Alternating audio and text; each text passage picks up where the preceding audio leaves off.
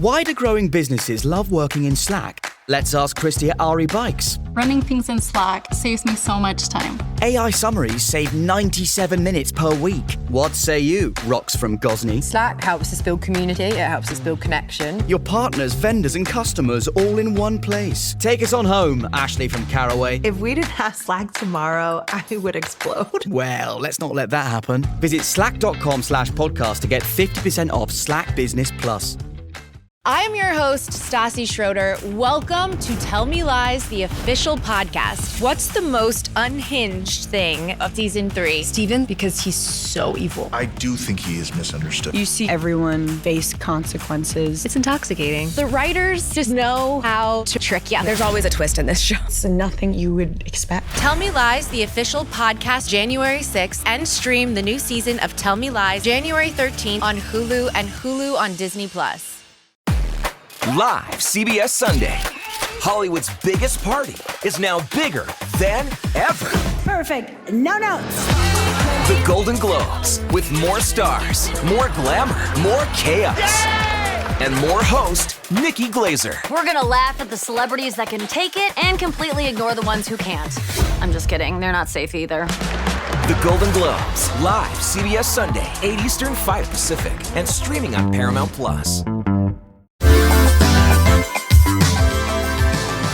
You guys, welcome to another episode of What's Your Issue? My name is Troy McKeedy. And I'm Dara Lane. And today, we're answering all of your burning hot questions. This is our first official AMA, which I'm very excited for. We already kind of went through the questions and they're like, you guys killed it. They're very good. Such great questions. We have some from Instagram and we have some from Patreon. Shout out to our Patreon baddies. Yeah, you guys like pulled out some real like thinkers, but they're all really good like conversation starting questions. So I'm excited. Yeah, I love just like an opportunity for people to ask me questions and I just get to talk. I mean, that's I guess just like what this podcast is without listener questions, but you know. It reminds me of when I was a teenager and I used to fantasize about doing press conferences. I used to think that was so fucking cool to be like at a table with like 8 mics on you and like hearing everybody flashing pictures and like dying to ask you, oh, what was your weight loss goal? How did you lose the weight? How did you fit into your cat suit? Troy, do you ever think in talk shows as in like you're being interviewed about something? Vulnerable thing to answer, but sure, yes. My whole life. I mean, listen, me asking that question to you, that very specific question, I believe answers it. Yes, I think that that is there's a name for that. There's a name for it's a very specific mental disorder where like a person lives their life as if they're being filmed or like they're on camera all the time. I remember reading about it because like post reality TV, it became a normal thing for young people, like young millennials, to walk around pretending that they're on like the real world or like that they're like on The Simple Life, like pretending that they're being filmed doing mundane things. And I feel like that doesn't leave you. Like it's in my head all the time now. I feel like whenever I think of Bravo shows and I'm just, I've watched an episode and I'm really fired up, I often find myself thinking as if I'm on Watch What Happens Live and explaining to Andy Cohen. It's sick. And you're like, I'm Andy's favorite doll. Literally. I'm like, he thinks I'm so funny. He loves his funny girls. I wore a jumpsuit and a side pony just for him. You're like in dirty pajamas. That's so fun. Shout out to all the people that do that. I know that a lot of people do that. And if you do, shout out to you. We are not psychotic. We just have delusions of grandeur. Yeah. And listen, you gotta if you're trying to do what we are. Hello. You have to be a bit delusional. Mm-hmm. So the first question is from Joseph Stoll. He said, Who are your favorite celebrity fashion brand ambassadors, past and present? I'm talking about the celeb contracted and starring high fashion print campaigns, cosmetic, fashion, jewelry, etc. That define your magazine flipping time. Personally, Eva Green for Dior Midnight Poison, and Nicole Kidman for Chanel No. 5 are my past fave tops, and currently Zendaya for Louis Vuitton and Anya Taylor-Joy for Dior. Beauty for the present. Love you both lots. XOXO Joseph. I love that question. Joseph, XOXO. Okay, I have two. One is high fashion, one's low fashion. Love, okay. Low fashion is Lindsay Lohan for Dooney and Burke. Dooney and Bourke, of course. Damn. That was gonna be mine. that is one of my great regrets, is not getting one of those purses back in the day.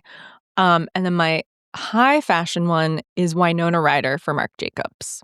Yeah. And that's having a real resurgence right now. Yes. And that is partially why I thought of it, but genuinely it is, because the lore of it is so incredible, which, of course, if you aren't aware, Winona Ryder shoplifted from, what was it? I forget. It was like, was it Bloomingdale's? Saks or Barney's? Saks. It was, I think, or Barney. I think it was Saks. Yeah. I did a whole Lay Do episode about it, and I bust those out, and then it all goes blank in my head. But she shoplifts some Marc Jacobs sweaters, and he was like, "Slay, mama, let's get you in a magazine wearing my stuff." And they're really fun pictures. They're really great. It's such a timeless, like, it's like pre like Terry Richardson being like everywhere too. So it's like that flash photography was so like cool and new, and it just felt so like, I don't know, it was like high fashion, but like like she was like in a bathrobe in her heels, like surrounded by room service, and it's just so chic, Yes. I also love when Victoria Beckham was in the Marc Jacobs bag, and it's like her legs. Her little feet. Yeah. Her little feet. I like that. Yeah. That's a really good one. Marc Jacobs has had some great campaigns. Damn. Mine was literally going to be Dooney and Burke, because I just think that Dooney and Burke captured something so, like, I don't know if like we've had like a specific to tween luxury moment has happened like that. Like the way Dooney and Burke captured tween luxury, and it was the perfect price point, perfect design. It was like well crafted, like it wasn't garbage. It was like actually nice stuff for like a young girl. Like it was so cool. And the photography in it, like it was so, I don't know, like beautifully airbrushed and dreamy and pastel. Yeah. She looked so beautiful and ethereal. Yeah, it was very like soft pop, like dreamy, just like synthy vibe, glittery. Was there were some like Coach like tween brand ambassadors, right? I feel like there were some cute ones. I want to say yes, but all I can think about is like it all goes back to Dooney, because I'm thinking of like Emma Roberts, Misha. They were all Dooney girls. Oh, Dooney girls. Dooney girls. I'm gonna say I really loved when Sarah Jessica Parker, I want to say it was it Dior? Yes. That she did the perfume. Those and also Sarah Jessica Parker for Gap. Oh. I mean, that goes without saying. Like that to me is like the pinnacle. Pretty much we've all Gap. Talked about this many times. Yeah, Dara and I have literally like been inebriated and watched Gap commercials for like hours. I love Sarah Jessica Parker's Gap commercials. I love Juliette Lewis's Gap commercial when she was like, so many Gap campaigns are my favorite thing. Yeah. Trying to think of other. I mean, what were some of the? I guess the Natalie Portman Dior. Is it Dior or Chanel? Oh, Chanel. I think that was Chanel. Yeah, Natalie Portman. All those little movies when they first started. Yeah. were pretty cool. Yeah, like even the first Charlize commercial for J'adore was like just Oh, of course. like I'm J'adore Dior. I feel like I'll be thinking of ones for the rest of the night. I'm gonna Don't Wake Daddy out of bed all night and be like, Yeah. Rihanna for whatever. This is from Amy on Patreon. What are your thoughts about the Real Housewives of Beverly Hills season 10 feud of Denise and Brandy? What do you think the truth is? I don't think you and I have ever talked about this. I don't think so either. Okay, so the Denise and Brandy feud stems from they were apparently hooking up. Denise was married at the time to Aaron. Is that his name? Mm-hmm. But they like had an open relationship according to Brandy. Brandy brings it to the girls and Denise denies it. And then the fallout from there. What are your thoughts, Troy? Well, I remember watching this and like approaching it from like a tabloid mindset because like to me Denise was a tabloid star, and a lot of people that were watching Beverly Hills at the time didn't know her that way because maybe they weren't like tabloid readers. So they weren't, to me it was so clear that she did hook up with her and that she was in an abusive marriage and she was afraid to embarrass Aaron on camera. And I think unfortunately, I think a lot of Denise's time on the show was hindered by being in an abusive marriage with a guy that didn't want her to be, it's like the classic man that will be in a relationship with the Madonna whore. Yeah. And like love her for that, but then be mad and punish her for being exactly who she was when they met. So that's how I looked at it. I just thought like she just couldn't be honest about, even when she got mad at the women for like talking about threesomes or whatever at her house, and she was like, my daughters are around. It's like they have OnlyFans. Exactly. And like you've been talking about happy endings. Yeah. Like to me that was just like she's scared of her husband. I think she would have been totally different otherwise. What about you? I agree with that. I always think of it through what the group as a whole did wrong. Like I always felt bad for Denise because I just think it was all brought up in a way where it was like you've done a bad thing, and like with Brandy, she's such a weird self-defeating person that it's like you were a part of this and you are bringing this up as if it's like a bi panic crazy thing that you two did that was bad, and like, can you believe us whores? And it's like, come on. I guess no matter what, she was in an abusive relationship and she was trying to protect herself, so she probably wouldn't have been happy no matter how it was brought up. But I do feel like if it was brought up in a different way, it wouldn't have been as bad. Do you think the other ladies had any indication of the kind of relationship that Denise was in? Yeah. I don't think they knew the extreme of it, but I do think that they could tell she was being controlled and that she was like living in fear of getting in trouble. And I think that they unfortunately like weaponized that instead of being like, is everything okay? Like instead of like being like a friend to her, they weaponized the fact that she was in this like House of Cards relationship. And I also think like to Denise's credit, like she knew, even though what it was true, she also knew that Brandy was like weaponizing it to make her look bad and to get back on the show. Yeah. And like the women had forged this like weird, like Kyle and Brandy were all of a sudden like friends because they held this thing over Denise. And it was like, yeah, you guys are just doing this to be cruel. So I understood why she didn't admit to it. I probably wouldn't have either. But it was just silly. It made her look like an unreliable narrator of her own life because we know you Yeah. and we know who you are, and we're not shaming you. We love you because of it. Like you're Denise Richards. Yeah, but it would be so hard for her to even consider that because the way it was being brought up to her was not as if, oh, we love you and we get it and like we know Yeah. this is true and it's not a big deal. I feel like that was in like maybe sort of towards the tail end of a really mean era of Yeah. Housewives. I don't think that any franchise would approach it, not even just because we have uh, different views or more, not that it was like 2005 when this happened, but we have come forward even from then of like gay stuff and whatever, like open marriages.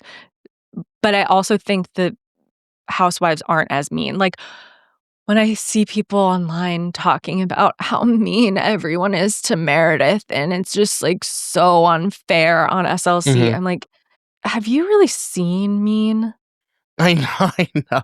Have you seen a woman's crutches be hid from her while she's at a game night just to make her have to limp on camera? Like, I mean, I totally agree. And I also think too, like, you know, especially with Beverly Hills. Well, no, I guess throughout all of the franchises, the homophobia is so weird in the Housewives universe because they love the gays. Yes. They love to have a she darling, or, you know, in Atlanta, they used to love like the boys in the heels, but they love gay men as accessories.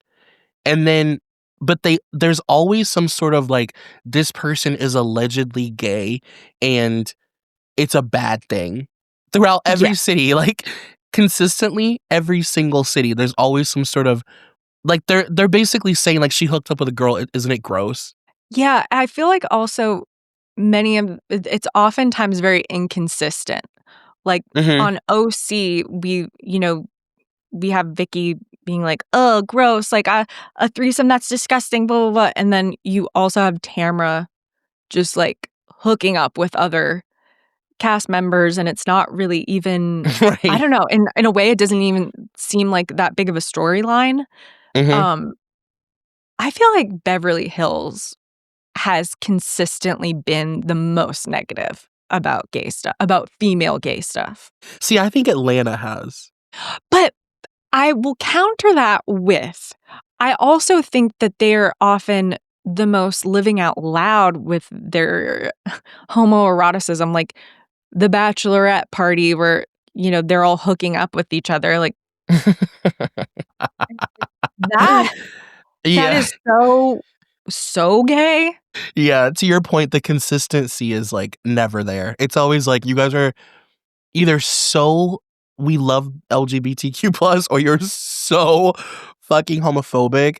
I guess in Atlanta it's more the men. It's more like allegations of men being gay and how that's so disgusting that a man could want to have sex with a woman and a man. Yes. You know? Whereas in like Beverly Hills, it's like, and like OC and stuff, it's like, oh, a woman kissing a woman is like the most taboo.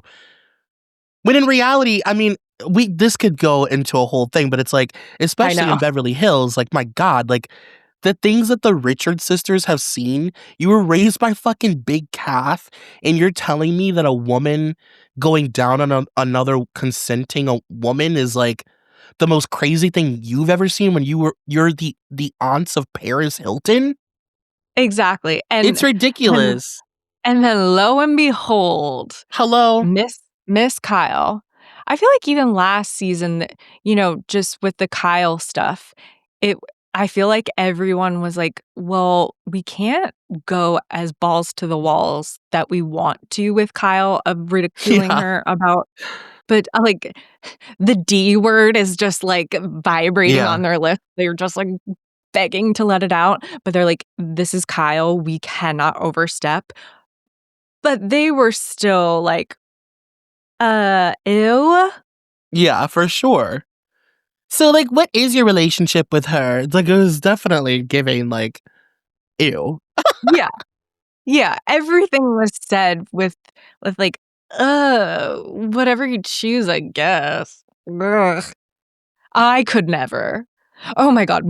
I mean, it's fine, but like, I find it disgusting. I like women as friends. Women are beautiful. They're soft, and I love the way their bodies look, and I love spending time with them, but that's disgusting. While Sutton's wearing like a Dior crown from some museum telling you how disgusting women kissing are. So this next question is from Alex P.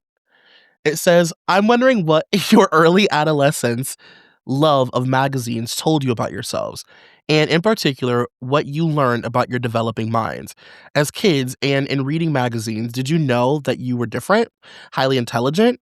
Well, did the way you read magazines help you see and define your own identity? I'm a cognitive scientist, and when I think of my early need for magazines and information, I can see it as an expression of my diversity. I needed stories and more and deeper information, and I needed to make schemas and map them and interconnect them. When I listen to you two talk, I see the deep schemas that you have formed, and maybe this is why we are all such Nancy Joe fans. And this is such a wonderful thing to share in this world. Love you both so much. Oh, I love that question. What a I love thoughtful it question. too. It's such a thoughtful question. Oh, you go first. I definitely think I knew I was different. I think partially because I did have an awareness that the things that I liked were often different from what other people liked. Like I was really obsessed with morning talk shows and things like that.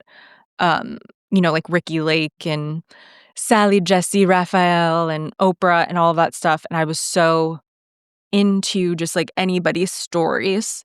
And then with magazines, I would go to a doctor's office and I'd want to read any magazine that was in there. Like I remember I used to read cover to cover this cheerleading magazine in the Yeah. pediatrician's office, and I was 0% a cheerleader, had like vague aspirations of it, but knew I never would be because I was not athletically inclined. But I loved just like reading about like the life of a cheerleader. So yeah, I think I did have an awareness that I enjoyed having more information and I wanted more information than other people. And like I would read my mom's like middle-aged lady magazines and it'd be like menopause. That's an interesting thing I'll run into one day. But yeah, it's a very thoughtful question. I feel like it's something I really have to drill down on even more. But I guess I did have an awareness. I think I had an awareness that I thought differently and that I was more interested in more diverse topics than other people or just people my age, because I would talk about stuff with friends and then they would be like, what do you mean? And I do remember reading teen magazines and things like that and really looking at them as a way to learn something. I feel like I learned so much about sex just from magazines and stuff. And I think what it is I do have like a very diverse interest and want to know about everything. And it was always nice having a new magazine where you could have like a little bit of a bunch of different things. That was like Depending on under the the magazine. umbrella of what you liked. Yes. What about you, Troy? I don't know if that was a great answer. I'm like that was working amazing. it out on the fly, but No, I think that was like speaks to probably what a lot of people that listen to this show felt. I feel the same way. Like I feel like I knew that I had this like never-ending need for more info. Like I knew that, and I was very aware of it. And I knew that I had things in common with my friends, but I also knew that I always liked stuff in a different way than they did. yeah. I always knew that I liked, not to say that I liked it more, but my desire to know more about it was different. And it took, like, I feel like this is like a real, like, neurodivergent thing, but it took me years to realize, like, other people, it was, like, okay for other people to have, like, a different level of interest than me in certain things. And It was like, but in my young mind, I like couldn't wrap my head around it. Like I like didn't understand how you could like something or like love an artist or love a show or whatever and not want to know every single thing that there is to know about it. Like I just couldn't understand that. And it took me Yeah. years to like come to terms with the fact that like I just am different in that way and that it's like fine. Um but yeah, I feel like for me magazines were an escape and it was a way for me to it was like there's a whole world out there outside of like my Ohio town and I'm not a weirdo for liking this stuff and there's a bunch of people that also like this stuff the way that I like it. Um but I feel like I was very insular about it. Like I kept it to myself. I was very only child about it. I was just like these are my Mhm. interests, these are my things and yeah, I'm going to go to the library and obsessively print out information and all this stuff and read like a psychopath and, go sit and read magazines that I don't own for hours. And I would do it by myself. And I guess that kind of led to my podcasting career, to be honest with you. Like, Yeah. just being like, I like this in an obsessive way, and I'm just gonna keep it. It's my little weird thing. But yeah, I also learned a lot about like sex and stuff through magazines, and yeah, I think that I just was like, it helped me understand like that I was a weirdo and that it was like okay, and there were all these outlets for me to be a weirdo. See, I feel like I channeled a lot of, like, dream lives through magazines, like, what I was saying earlier about cheerleading magazines. Now that I'm thinking about it, you know, such a big thing was going to Barnes& and Noble and just looking at magazines for hours, and the way I would, you know, pull certain magazines, like knitting or whatever, and look at it, and it's Mhm. like, I have never touched a pair of knitting needles, but it was like, I could do this one day. Just pulling random things and sort of just getting like a cursory knowledge and awareness and being like, maybe that's something I could do. Mhm. Mhm. I feel like I didn't have any awareness necessarily of having like an obsessive interest in things, even though I think I did, but I do think I had some friends that had similar perspectives, so it like didn't seem that crazy. I think I was more aware that I had interests that tended to, like, align with older people. Yeah, that too. Like it was like, oh, I'm like a little old man trapped inside this body. And, Yes. like, my friends just won't always understand this stuff. Um, but I will say, I think by the time I became a teenager, by the time I was, like, mid to late high school, I knew. I was very aware. Like, I felt like I was like, "No, I'm onto something." Like, Ye I think it's lame that you guys don't care about anything that much. You know what I mean? Like, I think Yeah. that that's lame. I remember being very like, no, like, I kinda owned it at a certain point, and, like, I was like, "Yeah, I'm going to Barnes& and Noble to read the magazines that are, like, the fashion magazines that are 8 pounds, that are in the back of the rack and covered in plastic." I'm at Yeah. that point now where I'm, like, going to read, like, Italian Elle because, like, I've transcended now, and I'm like, by the time I, like, got to, like, senior year, it was over with. Yeah. That I feel like that was true of me too, where by the time I had more of an identity and knew that it was cool to know things, it was like, yeah, I actually, like, know about this very inaccessible designer and, like, Yeah. blah, blah, blah, like, um, now from a young age, did you know that you were highly intelligent? Did you have an awareness, Troy, that you were perhaps smarter in certain ways than other people? Okay, I'm Maybe gonna say hubristically or, you know? I'm gonna say that I felt like I was highly intelligent in ways that I didn't know could be beneficial. I felt like I was school dumb, Mhm. but I was extremely well-versed in the stuff that I knew, you know? Yes. And I felt like a weirdo, and I was embarrassed about it. Like, I was embarrassed about how knowledgeable I was of my interests. And I remember like not seeing it as like a benefit. Like I was like, because I was like bad at school. Does that make sense? Yes. Yes. So I didn't know how That- to compartmentalize. Like I definitely didn't think I was like smart. Yeah, because when you're a kid, you don't they don't want you to know that actually you can be smart outside of school, and very often it's more worthwhile than being really good at the things that you get tested on in school. Mhm. So you like, why would you realize that? I Right. feel like I was very confident in what I knew. I was just like, these kids, they don't Yeah. like, come on, I know. like God. And I felt like every teacher did not understand how smart I was. Yeah. I'd be Yes. like, they just don't understand that I'm thinking on a different plane. Well, didn't you also just think like it's because of where I live? Like I'm Yes. not weird, but I know it was like I'm weird here, but I know when I get the fuck up out of this bitch, Oh, everybody is like me in like New York and LA and all these other places. But here in Ohio, in Akron, you guys are the fucking losers. Like I had such an awareness that I was surrounded by yes.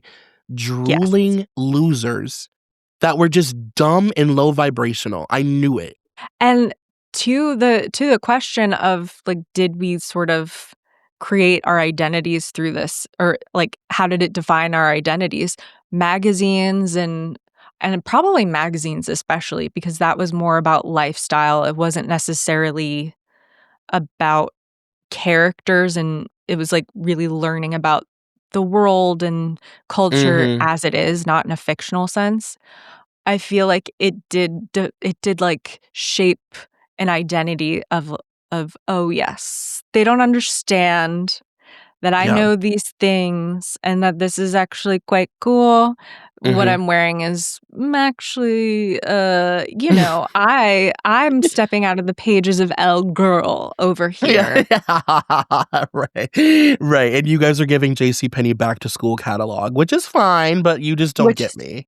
you just don't get it, and what a terrible, terrible tragedy it is that I had to roll the dice and be born in New Hampshire of all places.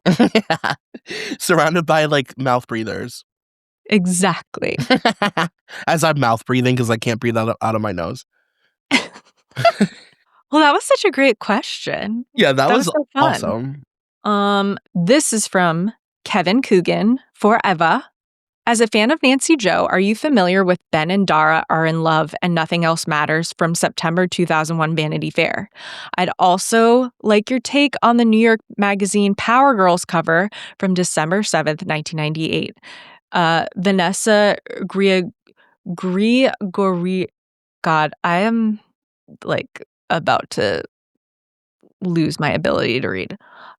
Vanessa Grigoriadis is right up there with Nancy Joe as a chronicler of late 90s, 2000s trash. Her piece, Welcome to the Dollhouse on Lizzie Grubman and other notorious PR girls of the era, is sublime. Thank you for your service. I will say, yes, I am familiar with both. Have you ever read Ben and Dara Are in Love by Nancy Joe? So I didn't realize it. I just had to pull it up to be like, have I read this? And when the minute I was smacked with the article photos, yeah. It's been a very long time, but this is a really awesome article. It's for people who haven't read it, it's basically, and I'm about to explain this with another niche reference that might not clear this up at all for you. It's basically like New York City prep, NYC prep in an article, kind of. Yeah. Yeah. It's these two Manhattan kids, like they're 19 years old and they're dating, and it's just like a slice of life of being kids in a relationship, like going to clubs, and it's a very tumultuous relationship. It's very interesting. I'll read you the opener. Ben and Dara are in love and nothing else matters. Meet Ben Green and Dara Kensingberg. Ben lives with his parents on New York's Upper East Side and has run through 4 private schools. Dara is a student at Columbia Prep who lives with her mother on the Upper West Side. Ben and Dara wear Gucci jeans, carry Prada wallets, and get their hair styled by Elizabeth Arden herself. But in a time when their peers talk casually of hooking up, they are proudly devoted to each other. And the photo is like of them in the backseat of this limo drinking beer, and his hair is spiked up to fucking high heaven. He looks like Ryan Cabrera. She kind of looks like Melissa Joan Hart, and it's just so cool. This is why I love Nancy Joe. And it's such an interesting article because it is just a slice of life, and I'd love to hear a backstory on it, like how she found it doesn't really say like how she found them or what made her want to write this, but I'd love to know. And then the Lizzie Grubman article, I have always wanted to do that. I've tried to find an issue of that magazine, and I don't know, I can't find it anywhere. But I've always wanted to do it because Lizzie Grubman has always been just, I don't know, she's one of those niche girlies that I've always been obsessed with. She's if you know, you know. She's kind of the definition of if you know, you know. Yes. I pride myself on her having followed me on Instagram for like a year. And we used to DM, and like she would always like my stuff, and because she was always like at the parties that I post on my Instagram, you know? Yeah. She was at every cool party, every like Jay-Z party. She was at all the fucking Diddy parties. Like, she was that girl. She was like at the opening of an envelope, but not in a desperate way, in like a what is a party without Lizzie Grubman being there? I've always thought that article as IP would be such a great TV show. Yeah, for sure. She would just be such a good like vehicle for all kinds of storytelling, because there's so many crazy stories that go through her. You know what I mean? Like, because she was so connected to everybody. She was. Yeah, that was the fun thing about the 2000s as well, was the PR people being characters themselves, like them being the sort of supporting characters and in the background. Yeah, and like being kind of just as much of a mess as the celebrities that they were representing. Like, when you're reading stuff about celebrities now, you don't know the name of their PR person usually, but back in the day, you were reading the same names over and over again. Like, you knew everybody's publicist. Ugh. We should do some more Lizzie work on the show. We got to. I think we should do that article. That is like I would love to. The article. And then what she had a reality show too, right? Yeah, but what was it on? Was it E? Yeah, and I think it's like I think I watched it. I know that I didn't, and I hate that. I'm pretty sure it's Power Girls. Yes. Yeah. 2005 MTV reality show. I definitely watched this. Oh, it's MTV. Oh my God. Damn, maybe I did and I just don't remember anything. Well, it was one season, and it was kind of like a scrubbed situation. Like they weren't replaying it over and over again. Yeah, it's like that was like during like Rich Girls era, right? Mm-hmm. Oh, that was such a great era. It's like Rich Girls, and then wasn't that, maybe this is a little earlier, but Sorority Life? I was gonna say Sorority Life, I feel like was around the same time. Oh, maybe the best time for reality TV, I think. Like, I agree. Because that was just when the shows were about nothing. And I love reality TV about nothing. I love like Me too. Slice of life, 30 minutes of two teenage girls going to find a prom dress. That's all I need. I want to watch Rich Girls again. I loved Rich Girls. We should watch it. I watched it last year in completion, and it was an absolute joy. It was so good. I could not believe the editing was just like so kooky and ridiculous. Like, it was the definition of like slipping on a banana peel kind of editing, but it was like so funny, One of them was Dylan's candy bar, right? Yes. Troy going to New York and going to Serendipity and Dylan's candy bar and the Bliss Spa were my 3, like, oh my God. Like, when I finally got to each one, it was huge. We'll go to Huge. Serendipity when you're here. Get a frozen hot chocolate. Yes. Oh. This next question is from Silas. It says, Troy, I need to know if you're aware of the actress / singer / Disney Channel alum. I cannot read today. We're both like what's going on? These aren't even like hard words. / Disney Channel alum Olivia Holt, and if you approve of her to play Britney in the biopic. I pray every day that it's her, and that nobody would ever cast fuck-ass Sydney Sweeney in her blue jeans for such an important role. I wear jeans are passed on through dinner, they're farmer. I'm pro Olivia Holt playing Britney. Yeah. And Troy, you are aware of Olivia. You've met her. Met her several times. Dara and I have bounced in a pool and a hot tub with her a few times. We've had some really drunk moments with her. Yeah. She's very nice. She's like one of the nicest people She's a delight. Ever. Yeah, she's really kind. She's like so down to earth. And like, I was not, because I wasn't a Disney girl. I was never a Disney person, really. Like, I was not like not that I can recall. Like, there's no Disney show that I can recall aside from That's So Raven that I watched like religiously. Yeah, I didn't grow up watching the Disney Channel, so wow, I was very aware of her, but I didn't know that she had like a whole ass like she was a recording artist, like a pop star, a child pop star. Well, she was also too young for us. Like, the Disney Channel era is that we would be aware of is not her era. What do you think about her playing Britney? I mean, I think she would be great. I think she has a Britney vibe that she could bring to the table for sure. I do personally hate biopics. Except for select occasions. And I really don't like biopics that are too close to the person in question. Like, I would much prefer a biopic of someone who is either very old or long dead.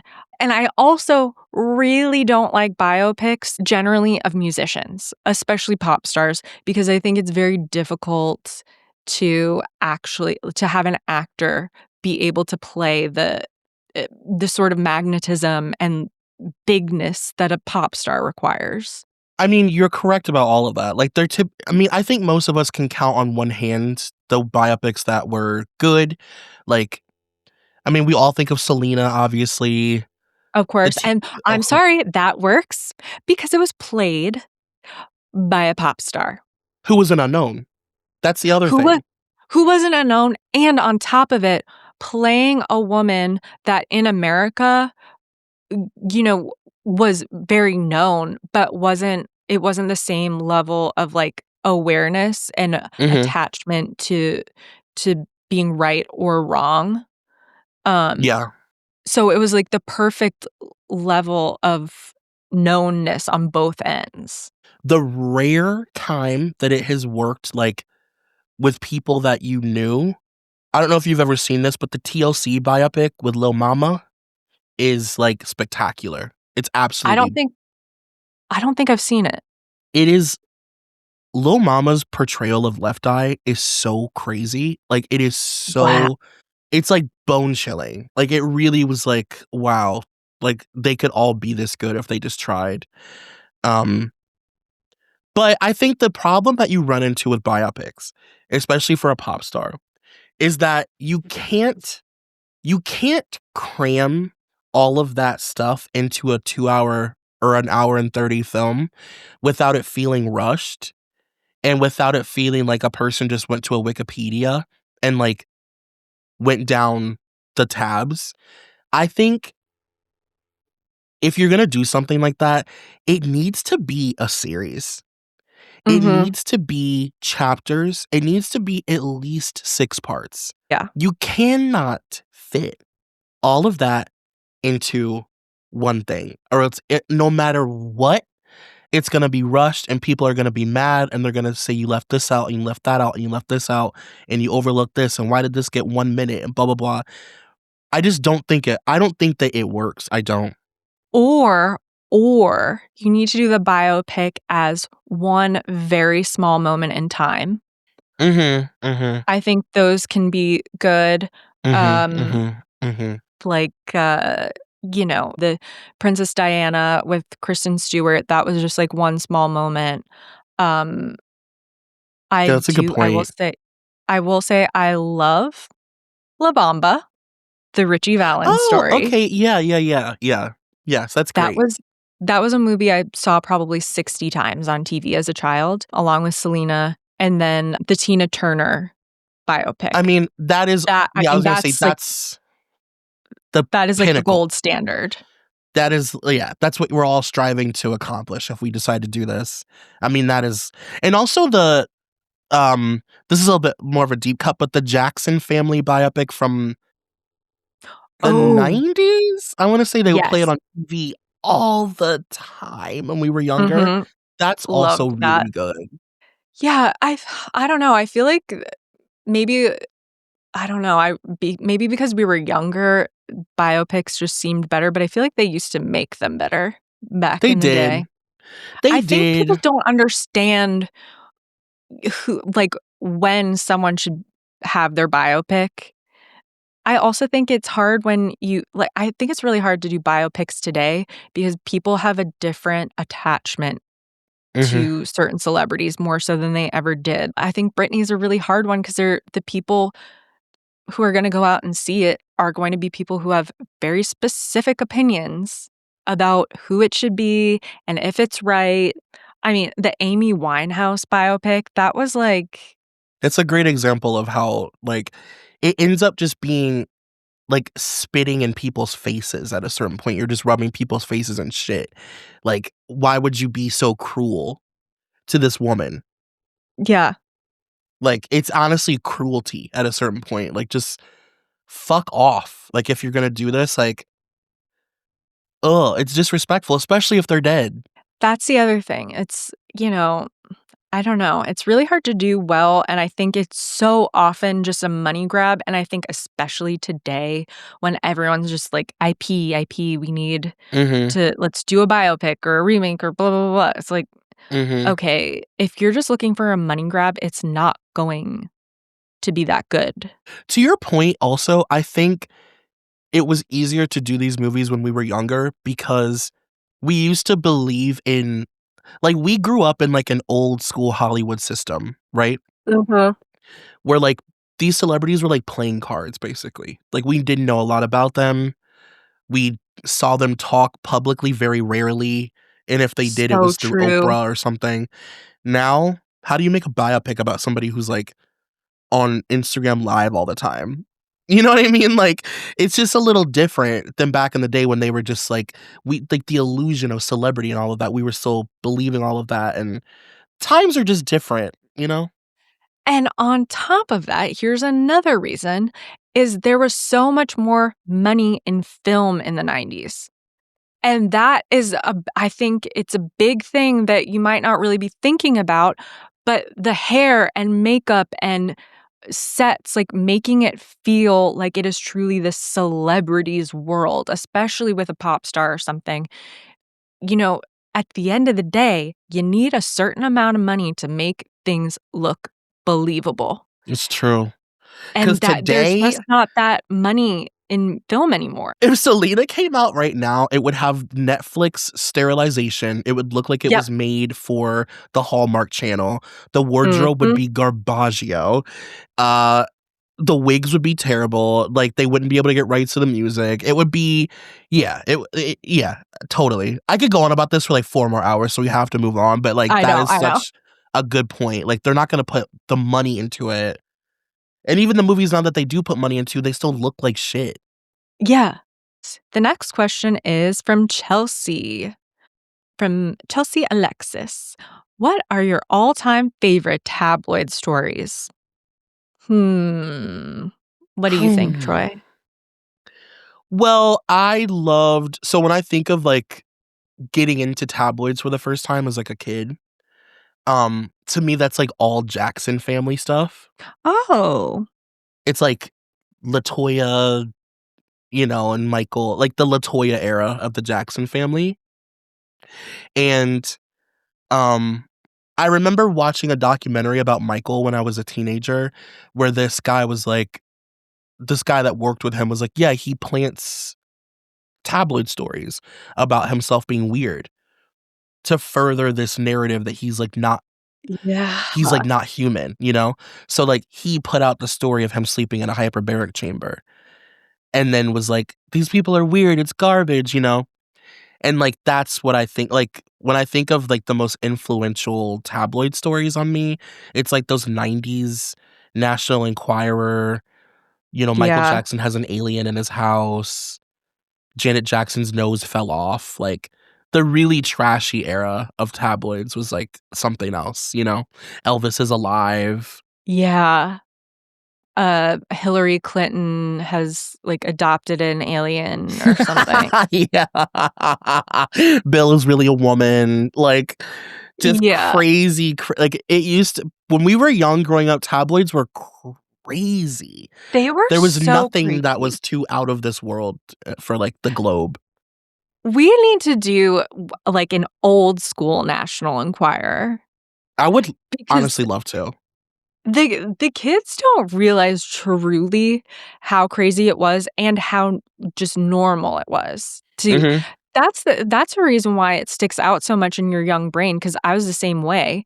Is you would go to the grocery store and there would be National Enquirer and a few others with the most insane headlines and then also pictures that felt so real. Like you would see a blurry photo of Michael in the hyperbaric chamber. Yeah. Oh my God. Yeah. The pictures. And it all felt a little scary. Oh my God. It was so scary. It was a lot of scary stuff to a degree where I'm kind of surprised that like more parents didn't complain that like this was just in the grocery store, and because it was a lot of like aliens or like, oh, this person's a bloodsucker, or literally. Caskets. Or there were so many caskets, and it was like, oh, this is actually this dead body. This is actually whatever like dead celebrity at their wake. Yeah, like on the cover, like it's like, oh, we found like Marilyn Monroe's body has been dug up and they found this jewel. Here's her corpse. Like weird shit like that. Like that really stuck with me. But I guess like God. What is your like when you're older, like thinking about like the like our teenage years, like the Us Weekly kind of tabloidies, like what was some stories that stick out to you? God, I'm like blanking right now on ones that are truly like not just like the overarching storyline, but like particular ones. Yeah. I feel like Anna Nicole, like all the Anna Nicole Smith stuff was pretty big to me. But I don't know. What do you have any specific ones? I'm also having a hard time thinking of like a specific one and not like the overall story. Like the Scientology of it all has always been so big for me. Yes. I loved reading about Tom and Nicole, and I love reading about Tom and Katie. I'm trying to think. I will say I also really enjoyed Heather Locklear, Denise Richards, and Richie Sambora. I really liked that. Yeah, that's definitely for the older gals, I feel like that was very much for like the Gen Xers. The Melrose Place girls, Yeah. You know how I feel about Heather Locklear. I love her. Oh, God, I feel like now I just want to grab a bunch of my tabloids and start reminding myself. I know. I feel like we're both like a little slightly brain dead. I also will say I always loved and I'm sure I will say this had an effect on me, but the tabloids where they would out celebrities for smoking. Oh, yeah. I'm not kidding. The way I would stare at those pictures and be like, they look so cool. Smoking is so cool. I guess a big one for me was also Kirsten Dunst and Jake Gyllenhaal. Like all of that relationship I was very into. I mean, I was into everything. I mean, that is the thing though with tabloids is I feel like it's so much harder for us to drill down on one specific story because they never did have like as lasting of an effect as real journalism. Right. Like it all and I feel like it was meant to just bleed together because so much of it just wasn't even true or was like barely true, shades of true. Or like meant to just like fill up the page. It's like they needed something, you know. That's the thing. And so much of it was just how do we get to at least like 50 pages every week? Yeah. We'll just say that Katie Holmes had her feet cut off by the church. Go ahead. Okay. Like they clubbed her. They clubbed Katie Holmes. Oh, okay. This is one tabloid story. No idea where it was from, but I do remember reading it and being like, whoa. Was Katie Holmes has a silent birth. Dara? My heart palpitated. That one stuck out. Like I remember reading that and being like, whoa, this is another level. This is cruel and like this is torture. This is so much worse than any of us know. When I read like that took it to a new level. And that Tom like rented like all of this extremely expensive hospital equipment to have in their home so that she could have the silent Scientology approved birth where she doesn't make a single noise while pushing a person out of her pasta visual. Yes. Oh my God. Oh. I don't want to butcher this last name, so I'm just going to go for it. This one is from Angel Jacindia. What was your very first magazine that you purchased as a tween or teen? Do you remember? With your own money? With my own money, I do not know. I feel like actually maybe I'm trying to think of the first subscription I ever bought on my own, and I feel like Lucky might have been what it was. Oh, I love that. Oh, Lucky. We don't talk enough about Lucky. We got to do Lucky on here. Don't. The way that it had the little stickies in the back for you to pull and oh my God, bookmark pages, they don't make shit like that anymore. That is the joy of physical media. And it was like, want it, need it, have to have it, and you would do the different pages. Oh, I can loved smell it. the Clinique Happy wafting off the page. Oh my God. I actually do remember my first magazine because I never like bought magazines. Like I always just went to Barnes and Noble and read them, and I would put them back. I didn't like own a lot of magazines as a kid. So and then the ones that we got to the house were just like ones that my mom was already gonna get anyway. So it's like People magazine and stuff. Like, but the first one that I remember going to the store, like I remember like having the money, going out, walking to Barnes and Noble to buy was like a special edition. Like it was one of those, like, you remember when like the teen magazines would do like, it was just about one person? Yes. And they were like a nicer cover. They were usually like a couple dollars more. They were like they would always say like collector's edition on the front. Like this is something to like hold on to. And I bought a collector's edition Britney Rolling Stone. It was like only Britney, the entire thing. And it was like all their shoots with her. It must have been like either maybe 2000 or 2001. And it was like it meant so much to me because it was like I really thought like, wow, this is like a collector's item. Like, I have to like take care of this. And like the cover was like nicer than like a teen magazine. Those are like teen magazines were literally made out of like newspaper. Yeah. Like truly like tissue paper. You could give someone a present and a little bag with it. Like they were such low quality and they're printed on this like weird like school learning how to write paper, like this thin gross paper. Like it looks like paper that you make. Learning how to write paper. Oh my God. That has like the lines on it. Like yes. But that was like a nice magazine and I just remember like really cherishing that one. That's so sweet. Oh my God. Well, so we just did all of our Patreons and we still have 1 million left and we've been going for an hour. So I would say this is less of a bonus episode and more of a full-ass episode. For sure. And obviously we're going to be doing a part 2 to this because we have so many more questions to get through.